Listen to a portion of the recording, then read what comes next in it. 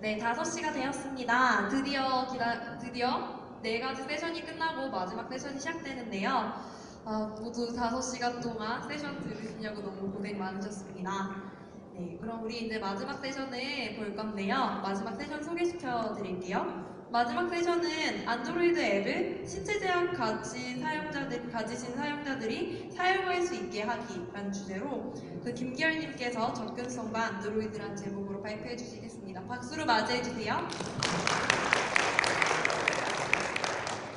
네, 4시간 넘게 앉아서 계시느라 많이 피곤하시죠? 네, 제가 마지막입니다. 오늘 저는 여러분에게 새로운 세상을 보여드려 왔습니다. 새로운 세상이라는 것이 아무것도 안 보이는 세상, 아무것도 안 들리는 세상, 아무것도 말 못하는 세상, 아무것도 움직일 수 없는 세상, 그런 세상에서 사는 사람들의 여러분의 제품을 사용하게 하는 그런 이야기를 전해드렸습니다. 안녕하세요. 제 이름은 김기열이고요. 저는 시애틀에 있는 구글에서 안드로이드 행아웃의 액세시빌리티 접근성을 담당하고 있습니다.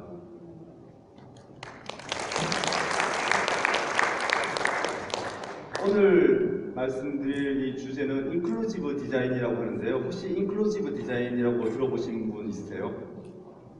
그러면 다른 말로 유니버셜 디자인이라고 하는 말을 들어보신 적 있으신가요?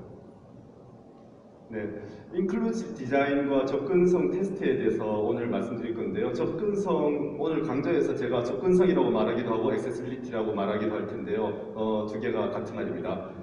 인클루지브 디자인이라는 것은 여러분이 어떤 제품을 설계할 때 그 제품이 모든 사용자를 포함시킬 수 있게 어떤 사용자도 여러분의 제품을 사용할 수 있도록 만들어주자라는 것입니다. 오늘 같은 경우에는 안드로이드 앱에 국한돼서 말하지만 이것은 어떤 제품이든지 다 해당이 될 수 있는 말일 거고요.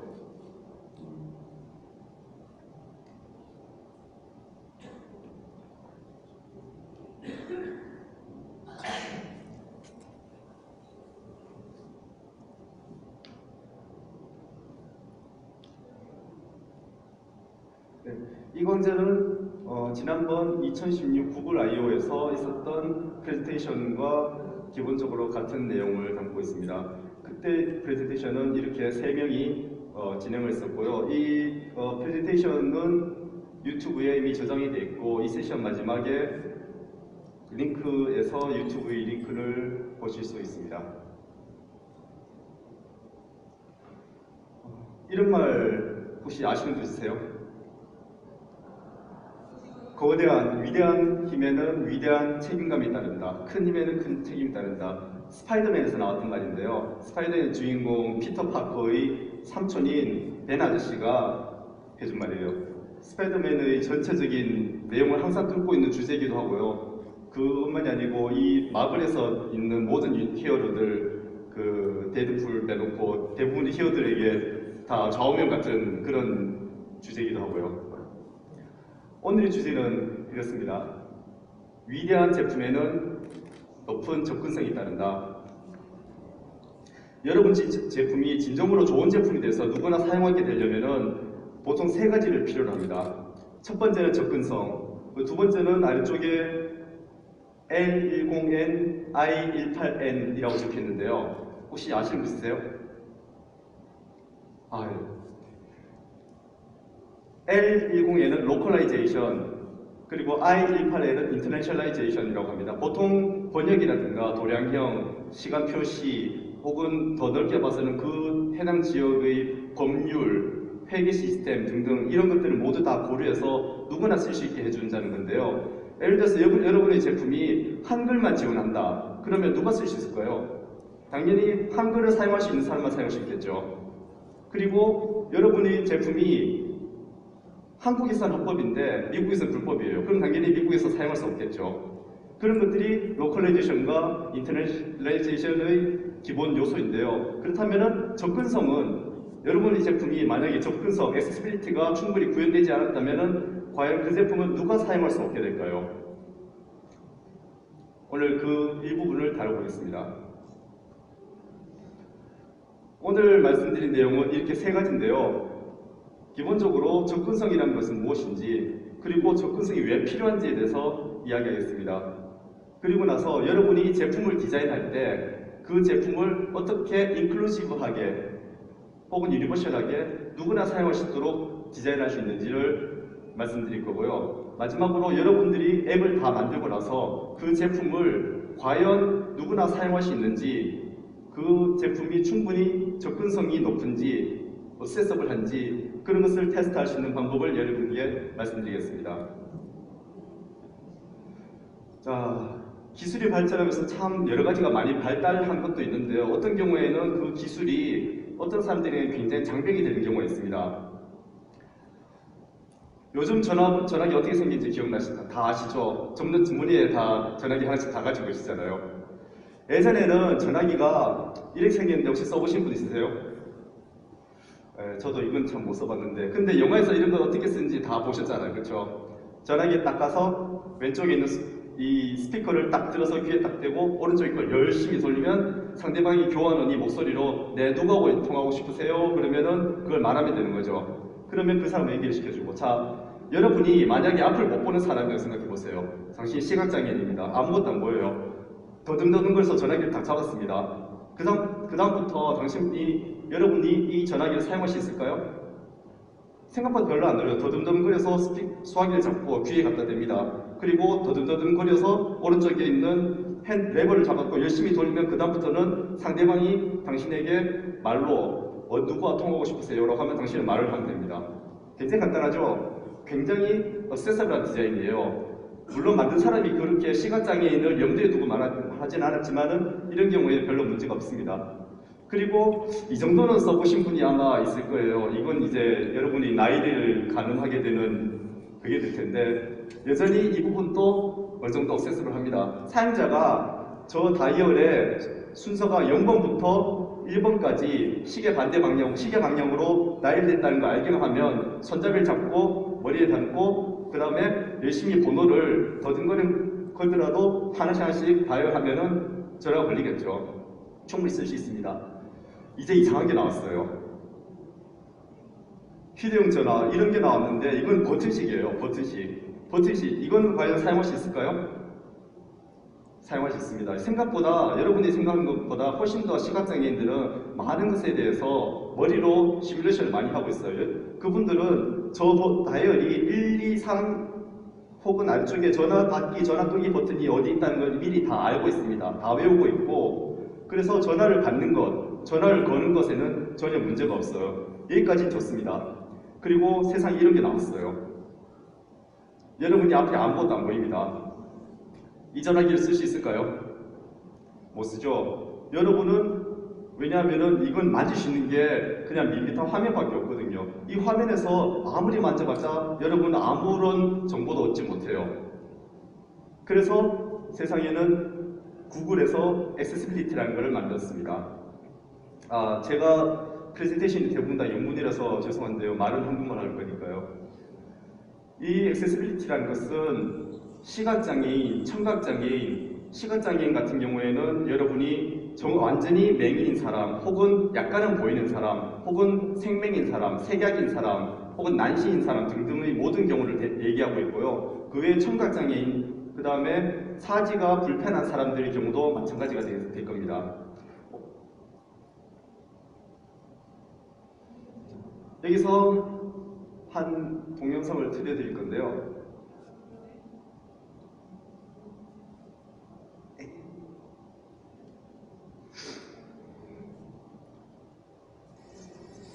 So this is one of the native apps on the iPhone. In this instance, we're looking at Southwest app, which should allow me to go and buy tickets or reserve my flights or whatnot. So I'm going to just do a couple of flicks left and right to see what I can actually do with this app.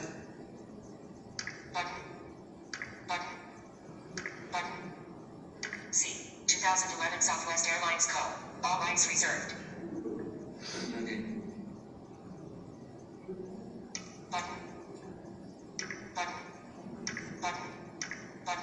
Okay, guess no business for Southwest. 자, 이 동영상에서는 아이폰을 사용하는 사용자 빅터가 항공권을 예매하기 위해서 사우스웨스트 에어라인의 앱을 사용하려고 했습니다. 빅터는 완전한 시각장애인으로 아이폰에서 제공하는 시각장애인용 접근성 서비스인 보이스오버라는 것이 있는데 그걸 이용해서 모든 앱들을 다 사용하고 있습니다. 근데 빅터는 결국 사우스웨스트 에어라인에서 예매를 할 수가 없었죠. 왜 이러냐는지 어떻게 해결하는지는 좀 이따가 다루도록 하고요. 중요한 것은 빅터는 다른 항공사를 찾는 수고를 해야 될 것이고 사우스웨스트 에어라인은 고객을 방금 한 명 잃었습니다. 해당 동영상은 2011년에 촬영된 거고 지금은 수정될 수도 있긴 하지만 한번 이렇게 안 된 앱을 다시 빅터가 굳이 사용하려고 할까요? 그리고 참고로 빅터는 현재 구글에서 액세시빌리티 팀의 프로그램 매니저로 일하고 있습니다.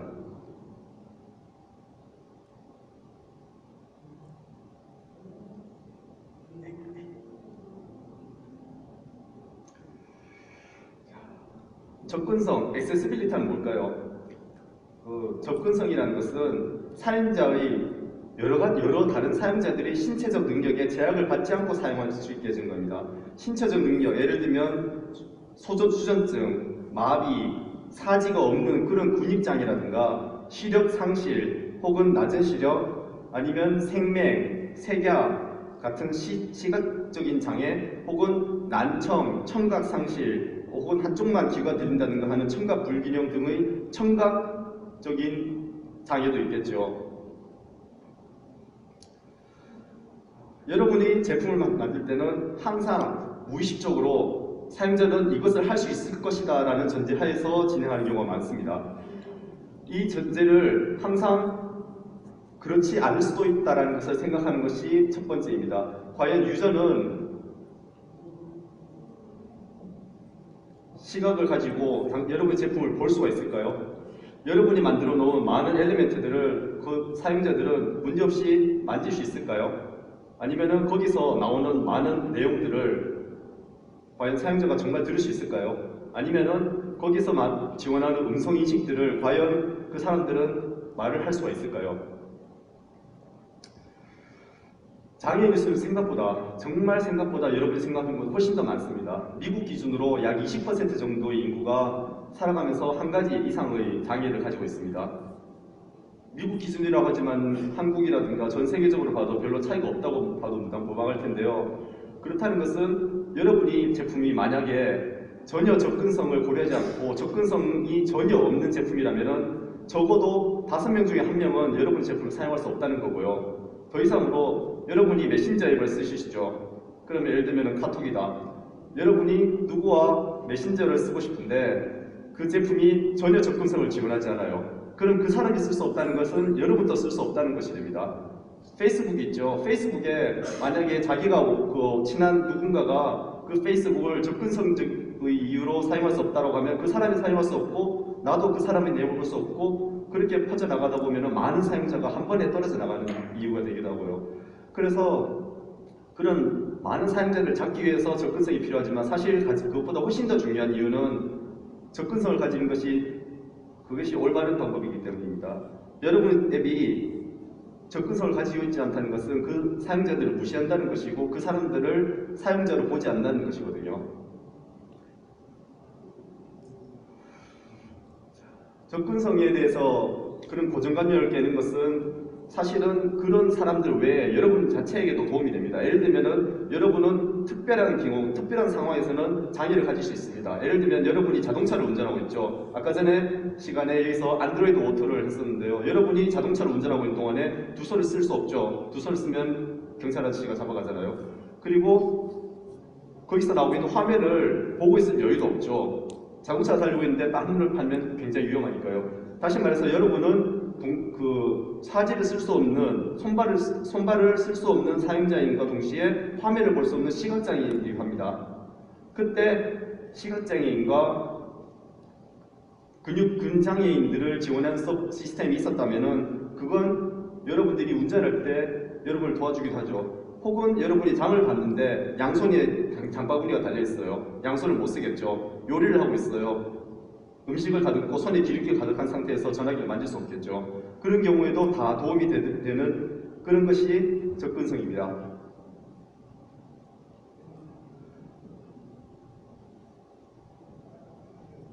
자, 그러면 아까 전에 보았던 동영상 빅터가 사우스웨스트 웨어라인 앱을 사용했을 때 생각해보죠.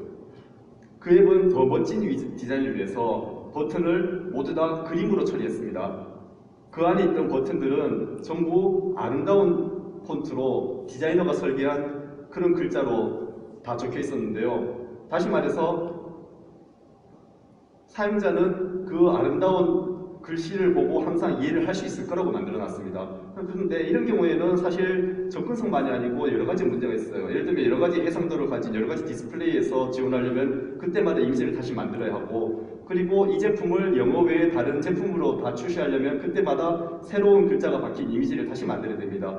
그런 문제만이 아니고 시각장애인의 경우에는 그게 사실은 이미지밖에 없고 텍스트는 아무것도 없으니까 뭐가 있는지 알 수 없죠. 그래서 아까 전에 AJ에서 동영상에서 나왔던 것처럼 버튼 89 unlabeled, 보이스 오버, iOS에 들어있는 보이스 오버, 스크린 리더에 해당되는 보이스 오버는 그 버튼을 보고 최대한 알려주신 정보를 알려줍니다. 이 버튼은 내가 마음대로 89번으로 이런 번호를 붙였고 이 버튼이 난 뭘 하는 건지 모르겠다. 그런데 그것이 과연 최선이었을까요?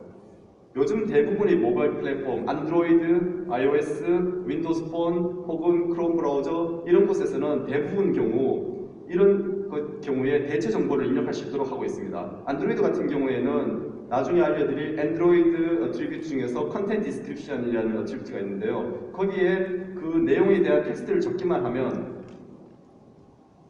아까 전에 빅터가 겪었던 그런 일은 일어나지 않습니다. 보이스 오버는 정확하게 그 뒤에 감춰진 컨텐트 디스크립션을 읽어내고 사용자에게 이 버튼은 어떤 버튼입니다 라고 말해주게 됩니다. 그리고 보이스 오버에 해당되는 좀 이따가 말씀드린 안드로이드 톡백도 마찬가지가 되고요. 그 외에 다른 사용자들, 예를 들면 점자를 사용하는 사람들 혹은 어떤 게 있을까요? 스위치 액세스, 다른 서비스, 접근성 서비스를 이용하는 사람들은 모두 다 한 번에 다 도움을 받게 됩니다. 자, 그럼 인클루지브 디자인에 대해서 이야기를 하도록 하죠. 여러분의 앱이 디자인할 때 각각의 여러 가지 디자인의 결정을 하게 될 텐데요. 그 디자인 한번 내 디자인마다 특정 유저를 포함하기도 하고 그렇지 않기도 합니다. 능력 제한이 있는 사용자도 포함하는 그런 디자인을 인클루지브 디자인이라고 하는데요. 혹은 이전에 말씀드렸던 것처럼 유니버셜 디자인이라고 합니다. 인클루지브 디자인에는 여러 가지 다양한 사용자가 다양한 방법으로 제품을 사용한다는 것을 항상 염두에 둬야 됩니다. 사용자가 화면의 내용을 보고 있고 색상을 있는 대로 그대로 이해하고 한 개 이상의 손가락으로 장치를 조작할 수 있다고 그렇게 가정하지 않는 것입니다. 예를 들면 여러분이 제품에다가 버튼을 하나 추가했습니다. 디자이너가 이 버튼을 예쁘게 만들기 위해서 나는 배경은 녹색으로 하고 싶고 글자는 붉은색으로 하고 싶다고 했습니다. 그럼 이 제품은 누가 사용할 수 없게 될까요? 네, 생맥, 정확하게는 정록 생맥인 경우 혹은 정록색 약인 경우 이 버튼에 글자가 있는지조차 모르거나 있어도 거의 읽을 수 없게 희미하게 글자가 보이게 되죠. 그 사람도 사용할 수 있게 하려면 당연히 명암비가 높은 글자 혹은 가장 극단적인 경우에는 흰 바탕에 검은 글자 혹은 검은 바탕에 흰 글자를 쓰는 게 가장 좋은 방법이겠죠. 디자이너는 그 사실을 미리 알고 어떤 색상의 조합이 과연 모든 시각장애인을 가진 사람들에게 문제가 되지 않는지를 미리 알아둬야 되고, 그것을 만약에 모르는 경우라면 그런 경우에 어떻게 테스트해서 그 부분을 걸러낼 수 있는지라도 알고 있어야 됩니다. 자, 그러면 우선 첫 번째로 안드로이드에서 제공하는 접근성 서비스를 보여드릴 텐데요. 여러분이 이걸 알아야 되는 이유는 여러분이 이걸 쓸 줄 알아야 여러분의 제품이 여기에 제대로 적응을 하는지 어떤지를 알 수 있게 되는 것이기 때문입니다. 구글에서 제공하는 안드로이드용 접근성 서비스는 이렇게 크게 4개가 있는데요. 왼쪽부터 톡백은 스크린 리더, 화면에 있는 글자를 읽어주고, 그리고 시각장애인이 보이지 않는 상태에서도 화면에 있는 엘리멘트들을 다 사용할 수 있도록 도와줍니다. 두 번째는 브레일백인데요. 브레일백은 점자죠. 점자 자체가 뭔지는 다 아시죠? 점자를 써보지 못해도 점자가 어떻게 생겼는지는 다 아실 텐데요. 안드로이드에서는 점자 기계를 블루투스로 연결하거나 그 외의 방법으로 유저가 보이지도 않고 들리지도 않는 경우, 들리는 경우란 보통 톡백을 사용하는 경우가 일반적인데요. 그렇지도 않은 경우에는 브레일백을 지원해서 사용자가 실시간으로 점자로 화면에 있는 내용을 알고 그리고 타이핑을 할 수 있도록 해줍니다. 그리고 스위치 액세스가 있는데요. 스위치 액세스는 가장 극단적인 예가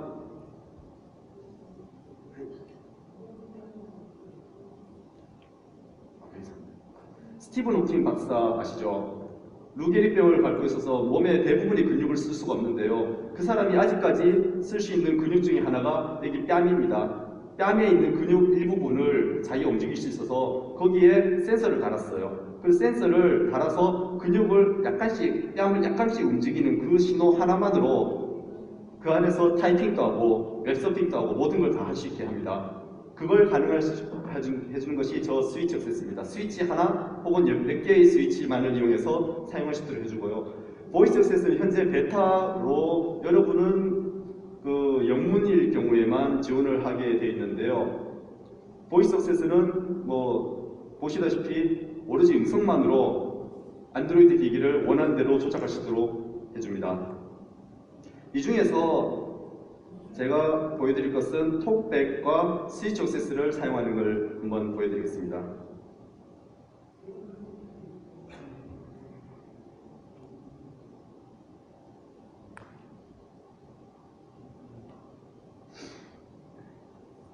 보여드리는 기기는 안드로이드 N 프리뷰 베타 프리뷰 4 며칠 전에 나온 프리뷰 4고요. 우선 설정에서 액세시빌리티가 있죠. 들어가면 첫 번째 메뉴에 있는 것이 톡백입니다. 톡백을 사용하고 Talkback resume. Talkback. 예, 지금 톡백이 실행되었습니다. 톡백은 화면에 있는 것을 When talkback is on, your device provides spoken feedback to help blind and low vision 이렇게 users. 읽어주고요. For example, it describes what you touch, select, and activate. If you have turned talkback on accidentally, turn it off by tapping the switch until the green outline is around it, then double tapping it. Do the same interaction for the on switch. More settings. Talkback. 원하는 뷰에 포커스를 맞춰주는 기능을 하고 있습니다. 두 가지 방법으로 톡백을 사용하는데요. 한 가지 방법은 손가락을 오른쪽 혹은 왼쪽으로 움직여서 포커스를 계속 바꾸는 방법이 있고요. 또 하나는 화면에 있는 것이 어떤 상황인지를 대충 알고 있을 경우에 손을 왔다 갔다 하면서 손에 건드리는 것들을 전부 다 포커스가 되게 하는 두 가지 방법으로 사용할 수 있습니다. 물론 여러분의 제품은 이 두 가지를 다 지원할 수 있어야 되고요. 기본적으로는 톡백은 여러분의 화면을 모두 다 읽고 그 안에 있는 정보들을 다 읽어서 이 부분을 거의 대부분 다 알아서 해주게 되어 있습니다. 그리고 Double tap to activate. Double tap and hold to long press. 예를 들면 이런 버튼, 포커스된 버튼을 선택할 때는 Talkback settings. 두 번 더블 탭을 하면 선택이 되는 경우고요. 그 외에도 많은 제스처들이 있어서 뒤로 가기 같은 경우에는 이런 제스처를 하면 뒤로 가기, 이런 식의 많은 기능들이 있고 안에 튜토리얼이 있기 때문에 여러분이 튜토리얼 사용하면 한 몇 분 정도 만에 대부분의 기능들을 다 시험해 볼 수가 있습니다. Alert global context menu. Showing items 1 to 9 of 9. 지원한 제스처 중에 하나고요. 이건 글로벌 컨텍스트 메뉴를 여는 거고 이걸 여는 이유는 제가 이 Pause 톡백을 feedback in list. Alert suspend talkback. Okay, talkback suspended. 이렇게 하면 톡백이 중지되는 거고요. 자세한 설명을 하기에는 톡백의 사용이 굉장히 넓기 때문에 지금은 여기서 그만두고 나중에 다시 사용하는 것을 한 번 더 보여드리게 되겠습니다. 그리고 또 하나의 서비스가 이 스위치 액세스인데요. 스위치 액세스 같은 경우에는 제가 그 하드웨어 키보드를 하나를 블루투스로 연결한 상태고요. 여기서 사용을 활성화시키고 세팅해서 가장 극단적인 경우로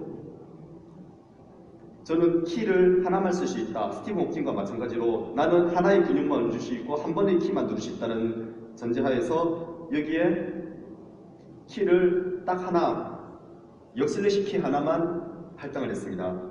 자, 이 상태에서 스위치 액세스를 사용해 보겠습니다. 스위치 액세스를 사용해서 제가 역슬래시 키를 한번 누르면 화면이 다시 한번 보여드릴게요.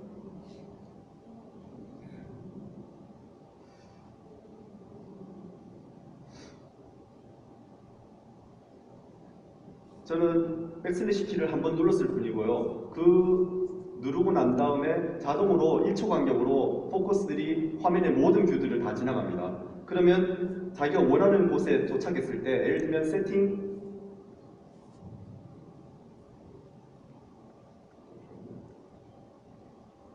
세팅을 선택하고 싶을 경우에는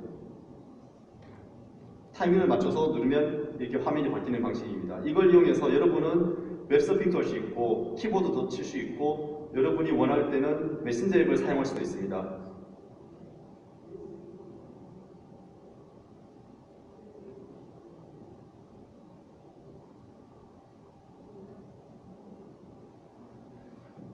그 외 브레일백 같은 경우는 한번 인터넷에서 블루투스 브레일백이라고 한번 검색해 보시면 여러 가지 장비들이 나오는데요.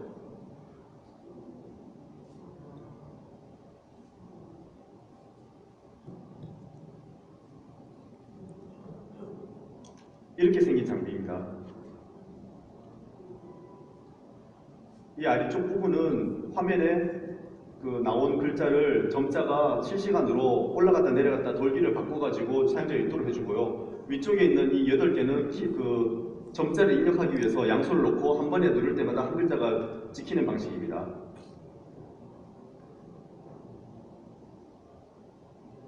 그리고 여기 스티븐 호킹 박사의 뺨에 있는 이 부분이 뺨의 근육을 읽어서 그때마다 스위치를 작동시키는 장치가 되겠습니다. 그리고 잠깐 보여주자면 My name's Stephanie, and I just finished my master's in advertising. I'm a C4, C5 split level quadriplegic. I have no feeling from my collarbone down, so it is absolutely vital that I'm able to use my voice. Okay, Google, start voice access. My name's Jeff, and I have a neurological condition called essential tremor. It is incredibly difficult to use my hands and fingers. It is very easy for me to use my voice. Okay, Google, start voice access. After using this product for probably about 10 seconds, I think I'm falling in love with it. Open camera. You use your voice, and you're able to access the world. Shutter. Share. Hangouts. Astrid Winner. Send. I cannot tell you how excited I am about this product. Open calendar. New, when you don't have the ability to use your fingers and hands. Family movie night. It's really all about voice.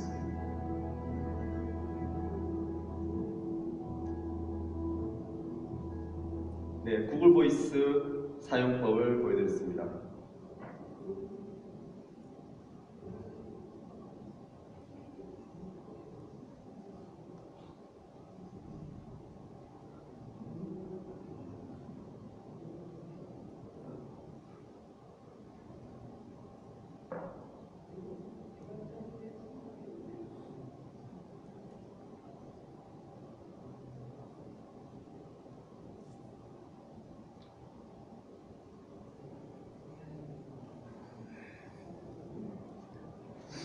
자, 그리고 이제 드디어 가장 중요한 부분, 여러분의 제품을 어떻게 액세스블하게 만들 것인가, 접근성을 어떻게 만들 것인가에 대한 내용을 다루겠습니다. 크게 네 가지 가장 흔한 문제점과 문제점을 해결하는 네 가지 경우를 보여드리겠습니다. 첫 번째는 컨텐트 레벨링.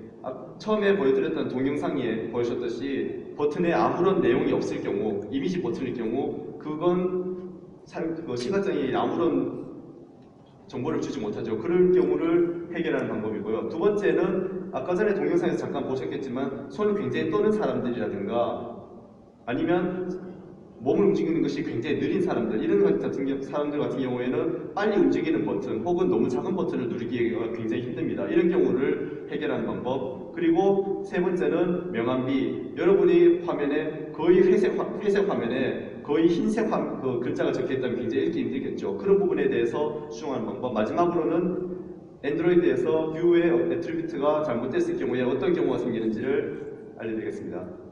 첫 번째가 컨텐트 레이블이, 여기 안드로이드에서는 어트리뷰트가 컨텐트 디스크립션이라고 하는데요. 여기 화면에서 보시다시피 오른쪽에 연필 모양이 나와 있죠. 연필 이미지 버튼, 여러분이 보시면 이 버튼이 어떤 일을 하는지 대부분 다 유추할 수 있을 겁니다. 안드로이드에서는 저 버튼을 현재 있는 상황을 편집하기 위한 에디트 버튼으로 사용하고 있죠. 하지만 저기에 컨텐트 디스크립션이 없다면 여러분은 아무런 정보도 얻을 수 없습니다. 시각장애인의 경우에는요. 그래서 주로 여기 있는 이미지 버튼, 그리고 이미지 뷰, 그리고 체크박스 같은 경우 텍스트가 전혀 존재하지 않는 경우에는 여러분은 저기에 컨텐트 디스크립션을 추가해서 에디트라는 말을 넣어주면 아까 전에 보셨던 톡백에서 저 연필 모양이 포커스 됐을 때 여러분에게 이것은 에디트 버튼입니다 라고 알려주게 됩니다. 컨텐트 레이블, 컨텐트의 컨텐트 디스크립션이 실제로 사용되지 않는 경우가 에디터블 UI 엘리먼트인데요. 예를 들면 에디트 텍스트 같은 경우죠. 그 경우에는 컨텐트 디스크립션이 아닌 힌트라든가 레이블 4를 사용하게 됩니다. 힌트를 넣으면 화면에 저기에 유저네임이라고 희미하게 있는 부분이 있죠. 글자를 치면 저 부분이 사라지고 자기가 입력한 글자가 나오게 되는데요. 저 부분이 나오기 때문에 실제로는 이건 시각장애인만이 아니고 일반 화면이 보이는 사용자에게도 이것이 어떤 것인가 명확하게 알려주기 때문에 모두에게 다 유용한 내용이 되겠습니다. 레이블 4 같은 경우에 반대로 다른 뷰에서 이 에디트 텍스트에 대한 레이블을 지정해 주게 되는데요. 이 경우에는 힌트가 전혀 보이지 않기를 원하는 경우에 사용하게 되고 어느 쪽이든 결과는 같게 됩니다. 컨텐트 레이블 할 때 기본적으로 좀 참고하셔야 될 부분이 몇 개가 있는데요. 예를 들면 첫 번째 사람 모양이 나와 있죠. 안드로이드에서는 주로 자기 어카운트를 바꿀 때 사용하는 버튼인데요. 첫 번째 왼쪽에 있는 것처럼 누구에게 누구의 어카운트로 어떤 어카운트로 변경한다라고 하는 것이 좋고 그다음 옆에 있는 것처럼 이 버튼은 어카운트 스위치고 그리고 어떻게 한다라고 복잡하게 설명을 해줄 필요 없습니다. 기본적으로 어떤 컨텐트 디스크립션은 이 아이템이 무엇을 하는지에 대한 것만 알려주는 것이 가장 사용자가 이해하기 편합니다. 두 번째의 경우에는 클로즈 X 버튼이 있죠. 닫는 버튼. 클로즈라고만 하면 톡백 같은 경우에는 이것이 버튼이라는 걸 알아서 버튼이라는 말을 붙여서 클로즈 버튼이라고 읽어주게 됩니다. 여러분이 버튼이라는 말을 추가시켜버리면 톡백은 클로즈 버튼이라고 말을 해버리게 되겠죠. 그 다음 경우에는 연필이 있죠. 연필이 있는데 이걸 그냥 모양 그대로 연필이다 라고 적어버리면 굉장히 혼란스럽겠죠. 당연히 편집, 에디트라고 적어줘야 됩니다. 마지막의 경우에는 금방 간과하기 쉬운 내용인데요. 100M이라고 적혀있죠. 이게 어디에 있냐에 따라서 내가 무엇을 의미하냐에 따라서 이건 100m가 될 수도 있고 100분이 될 수도 있죠. 혹은 미국에서는 100마일이 될 수도 있겠습니다. 이 경우에는 컨텐트 디스크립션을 정확하게 안 적어주면 어떤 일이 생기느냐. 톡백은 그 톡백 아래쪽에 텍스트 스피치 기능이 있어서 그 기능에 모든 어나운스먼트, 모든 읽기를 다 전담을 시키는데요. 그 텍스트 스피치 엔진은 구글에서도 제공하고 있지만 다른 회사도 다 제공하고 있습니다. 그 경우에 100M이라는 걸 보면 대부분의 경우에는 안쪽에 복잡한 로직이 있어서 뒤에 M이 있으니까 난 이렇게 읽어야겠다라고 해준 경우가 많은데요. 그러면 사용자의 의도와 상관없이 나는 미터를 보냈지만 그 스피치 엔진이 100m라고 100분이라고 말을 해버릴 수도 있고 또 다른 예를 들면 12:34라고 적었을 때 어떤 언어에서는 12분 34초 또 다른 언어에서는 12시 34분이라고 말하는 경우도 있습니다. 그래서 그런 경우가 생기지 않도록 약자라든가 부호에 관계된 경우에는 정확하게 컨텐트 디스크립션을 적어줘야 그런 불상사를 방지할 수 있습니다. 두 번째는 터치 사이드 사이즈인데요. 이 경우에는 어떤 게 명확한 기준이라고 쉽게 말할 수 있는 부분은 아닌데 세계적인 가이드라인 혹은 웹에서 사용하는 웹 액세스 가이드라인 같은 경우에는 이 터치 타겟이 최소한 48dp 곱하기 48dp 가로 세로 48dp가 이상이 되어야 대부분의 경우 이것을 터치하기에 문제가 없다라고 얘기를 하고 있습니다. 해결 방법은 간단하죠. 이 경우에는 가장 쉬운 방법은 그냥 이미지를 늘려버리는 거고 이미지가 깨지는 걸 원하지 않는다면 마진을 넣으면 될 거고 그것도 싫다면 터치 델리게이트를 써서 실제로 이것이 터치를 받는 영역이 더 넓다라고 설명해 주는 방법이 있습니다.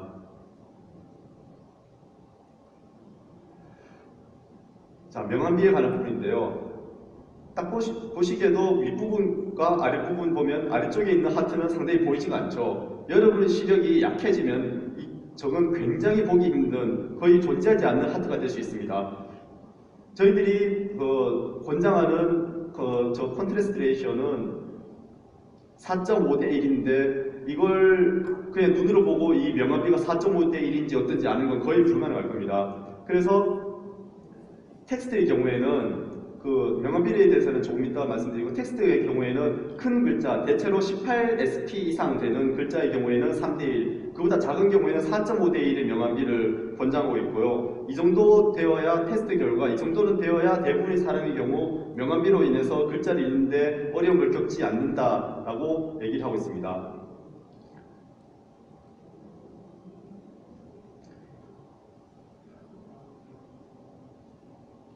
웹에서, 인터넷에서 찾아보면 굉장히 명암비를 알 수 있는 그 서비스들이 많은데 유틸리티도 있고 이렇게 웹에서 직접 사용할 수 있는 경우도 있고요. 예를 들면 여기서 배경이 하얀색일 때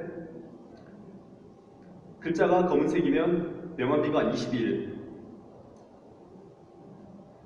오렌지색이면 2라서 너무 명암비가 낮게 되고 혹은 원하신다면 이렇게 16진수 값으로 테스트를 해볼 수도 있습니다. 굉장히 유용한 툴이고요. 인터넷에서 컨트래스트 레이시오 혹은 웹 컨트래스트 레이시오 이런 식으로 찾아보면 굉장히 많은 툴이 제공되고 있습니다.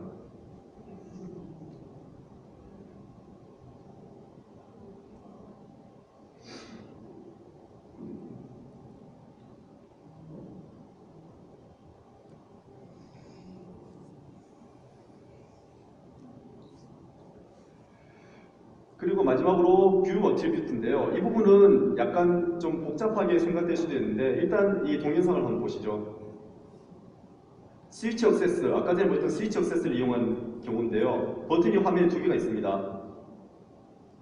첫 번째 버튼을 클릭한 경우인데요. 첫 번째 버튼은 아래쪽에 있는 소스 코드로 되어 있습니다. 간단하게 리니어 레이아웃 안에 버튼이 있고 그걸로 끝이죠. 버튼 안에 텍스트가 있고 두 번째 예제를 보여드릴 텐데요. 한번 비교해 보시면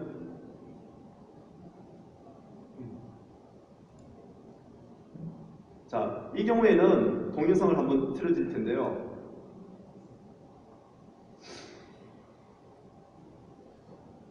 두 번째 버튼을 클릭하려고 했습니다.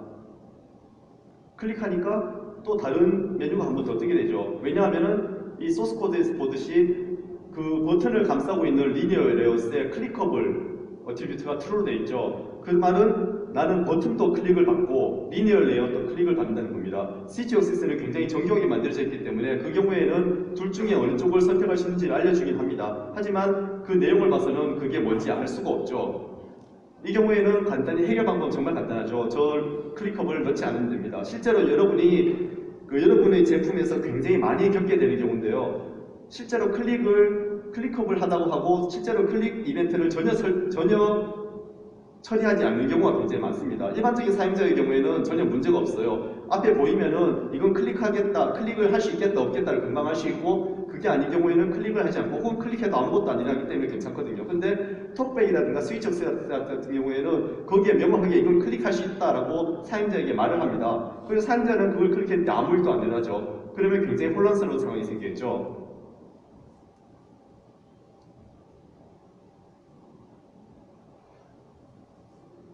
그리고 또 한 가지 경우인데요. 엔드로이드에서 사용하는 어트리뷰트 중에서 포커서블이라는 게 있습니다. 포커서블이 어떤 경우에 사용되냐 하면은 이런 경우에 여기 영수증의 화면이 나와 있는데요. 왼쪽에는 어떤 내용인지 오른쪽에는 그 금액이 나와 있죠. 그래서 현재 서브토탈에 포커싱이 가 있는데 이 경우에는 아까 전에 보였던 톡백처럼 하나씩 읽어버리면 처음에는 서브토탈, 두 번째는 35달러 이런 식으로 순서대로 읽게 됩니다. 사용자가 원하는 거는 이건 굉장히 헷갈리거든요. 사용자가 원하는 거는 한 번에 서브토탈 35달러 그 다음에 다음 포커스에서 셀스 텍스 3달러 이런 식으로 읽어주기를 원하거든요. 그 경우에는 둘을 감싸고 있는 이런 렐러티브 레이아웃, 리얼 레이아웃 같은 뷰 그룹에다가 컨텐트 스크립션을 넣어주거나 아니면은 저렇게 포커스를 넣어주기만 하면 포커스가 전체가 잡히게 되고 그걸 톡백은 알아서 각각의 텍스트를 조합시켜서 한 번에 읽어주게 됩니다. 조금 다른 경우에는 이 경우 포커스블만이 아니고 이 저 렐러티브 레이아웃에다가 컨텐트 스크립션을 적어주면 그냥 subtotal $35 이런 식이 아니고 your subtotal is $35 이런 식으로 좀 더 자세한 설명을 유저에게 해줄 수 있는 방법도 있고요.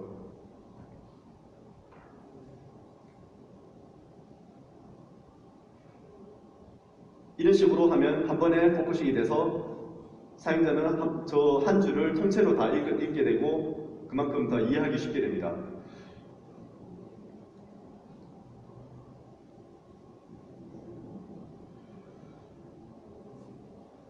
방금 말씀드린 네 가지 외에 실제로 사용하시다 보면 굉장히 복잡한 경우가 많은데요. 아까 전 네 가지 경우는 가장 흔하게 겪을 수 있는 문제고 그리고 가장 쉽게 아주 편하게 해결될 수 있는 경우를 말씀드렸습니다. 더 자세한 내용을 위해서는 머티리얼 디자인, 구글에서 밀고 있는 머티리얼 디자인의 가이드라인을 따라보시면 그 머티리얼 디자인은 굉장히 액세시빌리티, 접근성을 고려를 해서 만들기 때문에 거기서 더 많은 정보를 얻을 수 있으실 거고요. 잠깐 데모로 넘어가겠습니다. 아까 보여드렸던 톡백을 다시 사용하고요. Home screen 1. Accept. Content descriptions inaccessible. 자, 애플리케이션 하나 올렸는데요. 화면에 에디트박스에 아무것도 Edit 없죠. box. 그냥 에디트박스로 합니다. 이게 뭐 하는지 알 수 없고요. Go button unlabeled. 레이블이 하나도 없기 Button 때문에 unlabeled. Button unlabeled. 이런 식으로 나옵니다. Back button. 이걸 수정한 Accessibility 버전을 demo launcher. 보여드리겠는데요. Keyword hidden. Content descriptions fixed. 자, 힌트가 Edit 들어있기 box. 때문에 Search for deals. 자, 어떤 내용인지를 말해주고 있고 각각마다 Deals button. Social deals button. Real-time deals 어떤 button. 내용인지 말했기 때문에 여러분이 보지 않고도 톡백을 이용해서 제품을 사용할 수 있게 되겠죠. Back. Accessibility. 마찬가지로 Item grouping inaccessible. 이 리시트에 대해서 From. Credit card. Date. The 2nd of 이렇게 August 분리되는 2012. 것보다는 Back. Accessibility. Item grouping. Content description. Item group. From credit card. 이렇게 한 번에 얘기해 주는 것이 훨씬 더 이해하기 쉬울 겁니다.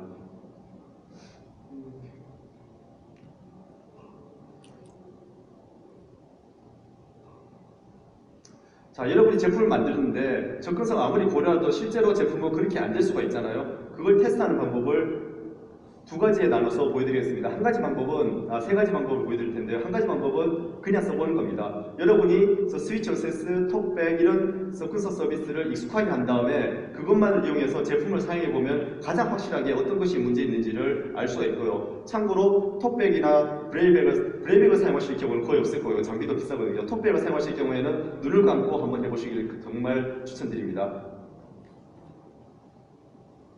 근데 이렇게 할 경우에는 매번마다 제품에 대해서 이 제품의 톡백의 사용법 이런 것들도 다 알아야 되는 데다가 매번 새로운 기능이 있을 때마다 테스트를 해야 되고 시간도 굉장히 많이 걸리겠죠. 그리고 실제로 사용하면서 이게 문제인지 어떤지 명확하지 않은 경우도 있을 겁니다. 그런 경우를 위해서 저희 구글에서 액세시빌리티 테스팅 프레임워크를 만들었는데요. 이건 자바 라이브러리 되어 있기 때문에 어디든지 갖다 쓸 수 있는데 주로 많이 쓰는 에스프레소 혹은 로블렉트릭에서 쉽게 사용하시게 되는데 좀 이따가 사용 예제를 보여드릴 거고 이건 한번 넣기만 하면 여러분이 만든 테스트가 지나가는 곳을 모두 다 테스트해서 가능한 많은 접근성 에러들을 다 알려주게 됩니다. 사용법은 이렇게 간단합니다. 에스프레소를 사용할 경우에 딱 한 줄 accessibility.checks.enable만 넣어주면 자동으로 여러분이 체크하려고 하는 모든 부분에 대해서 이 안에 들어있는 모든 테스트 결과를 다 말해주게 되고요. 로블렉트릭도 거의 비슷한 경우인데요. 이 경우에는 애노테이션을 넣는 것만으로 해결이 됩니다. 실제로 사용하는 경우에는 테스트가 이런 식으로 결과가 나오게 됩니다. 저는 단지 클릭을 하는 테스트를 했을 뿐인데 알아서 안쪽에서 액세시빌리티 테스트까지 해서 이 뷰에는 텍스트가 없어서 스피커 테스트, 컨텐츠 디스크립션이 없어서 문제가 있다는 걸 알아서 여러분에게 말해줍니다. 굉장히 편한 기능인데요. 또 한 가지가 오늘 마지막으로 보여드릴 액세시빌리티 스캐너입니다. Alert global contact. Item grouping fixed. From credit card. Alert suspend talkback. Okay, talkback suspended.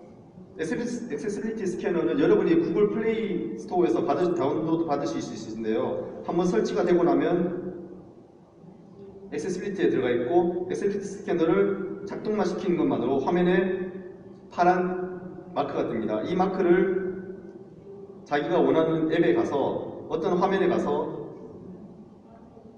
클릭을 하는 것만으로 화면에 있는 모든 뷰들을 다 검사해주고 문제가 있는 곳에 저렇게 빨갛게 표시를 해줍니다. 그리고 각각을 클릭해보면 어떤 문제가 있는지 아이템 레이블이 없다, 혹은 터치 타깃이 너무 작다, 혹은 이렇게 이미지가 너무 흐릿하다, 이런 것들을 다 말해주게 되고요. 이런 것들을 원하시면은 공유를 해서 이메일로 보내거나 하는 것들도 한 번에 쉽게 해결될 수 있습니다. 굉장히 편한 툴이고 얼마든지 여러분은 구글 플레이 스토어에서 다운로드를 받을 수 있습니다.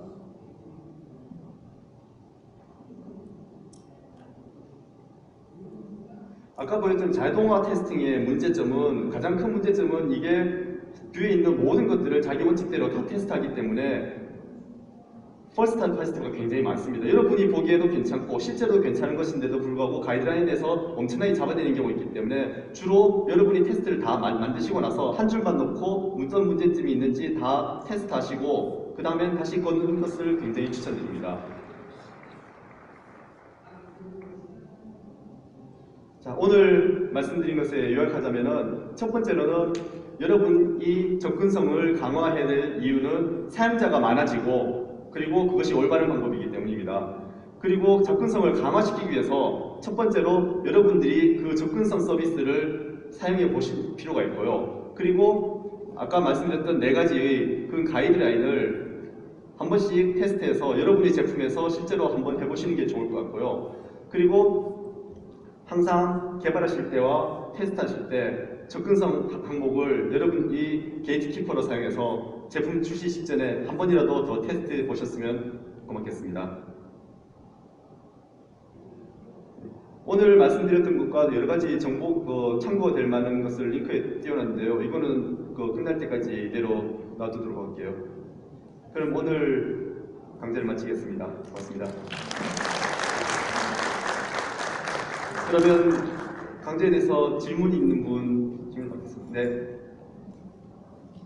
네, 안녕하세요. 저 발표 잘 들었습니다.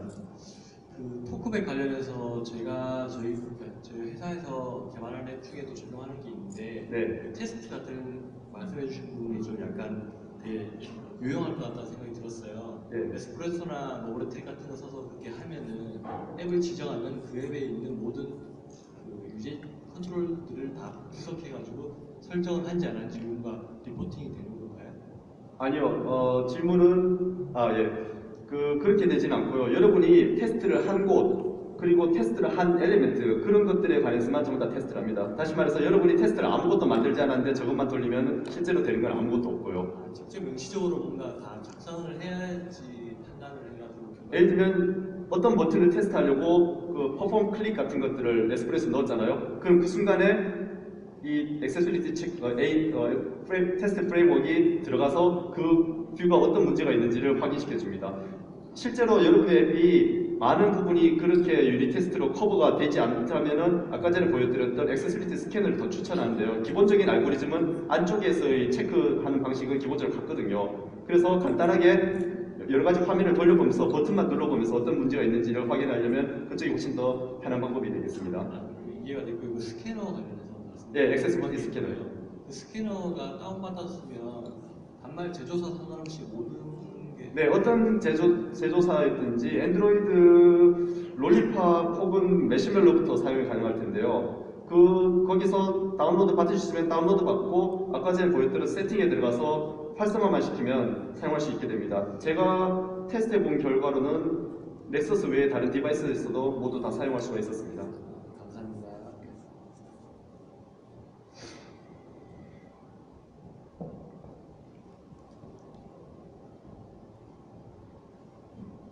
네, 강의 잘 들었는데요. 질문이 몇 가지 있어가지고 그 제스처 같은 동작에 대해서는 이 액세시빌리티가 어떻게 지원을 하는지 알고 싶거든요. 네, 아까 전에 톡백에서 보여드렸던 제스처 말씀이신 것 같은데요. 네, 그게 아니라 뭐 예를 들어서 뭐 스와이프를 한다던가 뭐 동그라미 뭐 이런 예. 그런 제스처 말씀드리는 거예요. 좀 여기서 굉장히 좀 이렇게 고난이도의 질문에 해당되는데요. 몇 가지로 해결하는 방법인데 가장 큰 것은 그 각각 뷰마다 스스로의 접근성 정보, 액세시빌리티 노드 인포메이션이라는 걸 가지고 있는데요. 거기에서 해결하는 방법이 있고요. 직접 검색해서 예제를 한번 작업해 보시길 바라고요. 예를 들면은 여러분이 드래그 앤 드롭을 한다고 하면은 그게 제대로 된 경우에는 그 앱을 포커스하면 거기서 톡백 같은 경우에는 여러분 지금 여기서 어떤 제스처를 취하면은 이거를 드래그 앤 드롭을 시작할 수 있습니다. 이런 식으로 설명이 나오게 되고 그걸 순서대로 따라서 하면은 아이콘을 옮긴다든가 이런 복잡한 것들을 할 수 있습니다. 하지만 좀 더 추천드리는 것은 사실 앱 자체를 좀 단순하게 만들어서 하는 편이 훨씬 더 해결하는 게 더 쉬운 방법일 거고요.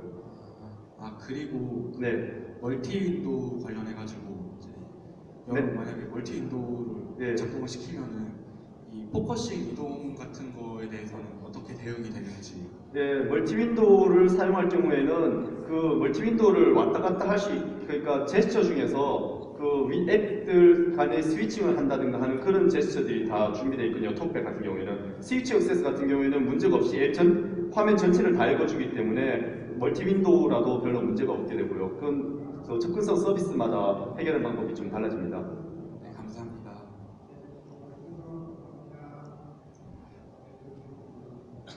네, 강의 잘 들었습니다. 감사합니다. 그 재작년에 제가 학교 프로젝트로 시각장애인용 앱을 만들었었는데 그때 이제 실제 시각장애인분들을 만나러 다녔었는데 거의 아이폰을 사용하시더라고요.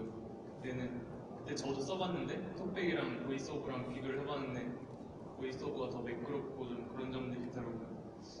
지금 한 2년 반 정도 지난 지금 시점에 혹시 톡백과 보이스오버를 비교하신다면 얼만큼 이제 더 좋아졌는지, 지금 시각장애인들이 아이폰보다 안드로이드를 많이 쓰는지 혹시 그런 거 알 수 있으니까. 어디까지 말씀드릴지 모르겠는데 톡백이 최근 2년 동안만이 아니라 그 전부터 굉장히 기능을 많이 강화시켰고 물론 보이스오버도 여러 가지 기능 개선이 많았습니다. 쉽게 말씀드리자면 저희 회사에 그 시각장애인이 많이 근무를 하고 있는데요. 그 중에서 아이폰을 쓰는 사람도 있고 안드로이드 쓰는 사람도 있는데 안드로이드 쓰는 경우에 그게 아이폰에 비해서 뭐라고 말씀드려야 될까요? 아이폰을 쓰시는 분들은 아이폰에 만족을 하고 있고 안드로이드 폰을 쓰시는 분은 안드로이드 폰에 만족하고 있는데 이게 화면 실제로 아이폰과 안드로이드 디바이스를 일반 사용자들이 사용하는 것보다 훨씬 더 종속적인 것이 많기 때문에 한번 아이폰을 쓰게 되면 안드로이드 폰을 사용하기가 굉장히 힘들어지게 됩니다. 그 서비스를 모두 다 이해를 하지 않으면 굉장히 쓰기 힘든 구조거든요. 그래서 초반에 아이폰을 쓰셨던 분들은 안드로이드를 잘 못 넘어오고 반대로 안드로이드를 쓰셨던 분들은 또 보이스오버에 굉장히 또 거부감을 느끼시기도 하고요. 네, 감사합니다.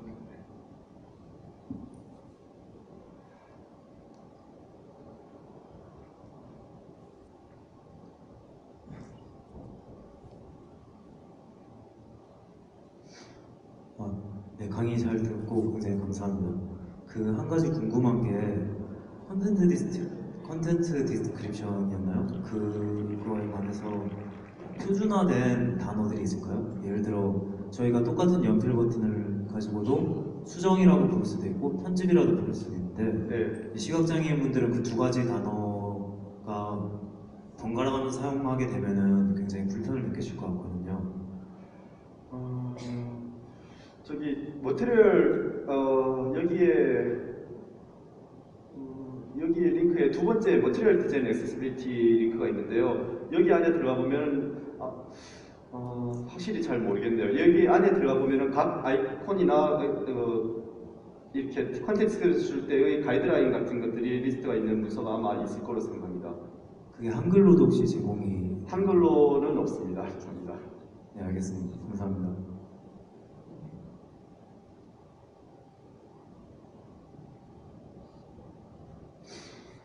네, 아까 그 말씀해주신 스캐너의 경우에 제가 몇 번 사용을 좀 해봤는데요. 실질적으로 컨텐츠 자체 위젯에 대한 모든 잘못된 부분은 잡지를 못하더라고요. 예. 그래서 이제 실질적으로 지금 하시는 쪽에서는 테스트 같은 경우에 어떤 식으로 사용자가 직접 다 테스팅을 진행을 하시는지, 그리고 스캐너에 많이 의존을 지금 하시는 편인지 좀 알고 싶거든요. 저 질문이 저희들 내부적으로 액세시빌리티 스캐너만 사용하는지 다른 것도 사용하시는지. 저희들 같은 경우에는 행아웃스 팀 같은 경우 이제 팀마다 다 자기들이 가이드라인 세팅인데요. 행아웃스 팀 같은 경우에는 액세시빌리티 스캐너도 사용하고, 그리고 아까 보여드렸던 로보 일렉트릭 그리고 에스프레소를 모두 사용했고, 그리고 액세시빌리티 전문으로 테스트하시는 분이 따로 또 테스트도 하고 있습니다.